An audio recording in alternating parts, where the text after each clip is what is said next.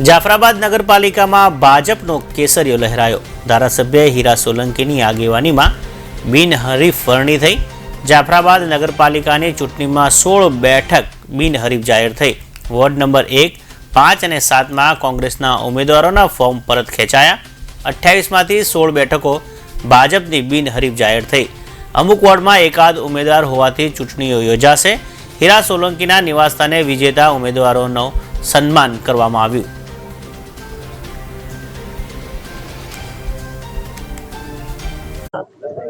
હર્ષ સાથે આનંદ અનુભવું છું। જાફરાબાદ શહેરીજનોએ જે અમારા પર વિશ્વાસ મૂકી, ભારતીય જનતા પાર્ટી પર વિશ્વાસ મૂકી અને 7 વોર્ડમાંથી પહેલા નંબરના વોર્ડના 4 ઉમેદવારો અમારા બિનહરીફ થયા છે। વોર્ડ નંબર 5માં પણ 4 ઉમેદવારો બિનહરીફ થયા છે। વોર્ડ નંબર 7માં પણ 4 વોર્ડ ઉમેદવારો અમારા બિનહરીફ થયા છે અને વોર્ડ નંબર 6માં માત્ર એક જ ઉમેદવાર અપક્ષનો રહી ગયો છે। વોર્ડ નંબર 2માં પણ એવું જ થયું છે, એક જ ઉમેદવાર સામે પક્ષમાં રહ્યો છે। એમ અમારે 16 ઉમેદવાર તો બિનહરીફ થઈ ગયા છે અને 2 વતી એક ઉમેદવારો અમારા વોર્ડ નંબર 6 અને વોર્ડ નંબર 2માં લડવાના છે અને વોર્ડ નંબર 3 અને 4માં અમારે ચૂંટણી લડવાની રહી છે। બાકી સંપૂર્ણપણે ભારતીય જનતા પાર્ટીની નગરપાલિકા જાફરાબાદની બની ગઈ છે અને આવતા દિવસોમાં હજુ પણ સારા એવા ઉમેદવારો અમારા જીતવા જઈ રહ્યા છે, એમાં કોઈ શંકાને સ્થાન નથી।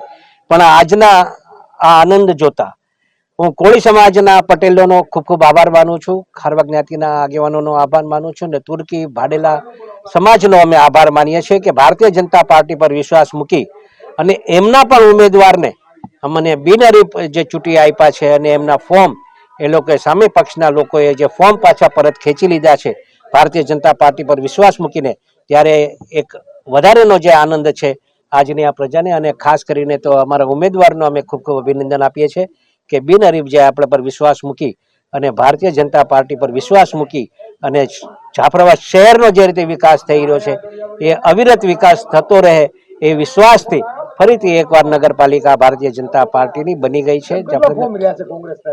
હવે અમારે માત્ર ને માત્ર વોર્ડ નંબર 3માં અને 4 નંબરમાં અને વોર્ડ નંબર 2માં 1 છે અને વોર્ડ નંબર 6માં 1 છે, બસ આટલા જ ફોર્મ રહી ગયા છે, બાકી બધા બિનહરીફ થઈ ગયા છે અને 10 બહેનો બિનહરીફ થઈ ગયા છે।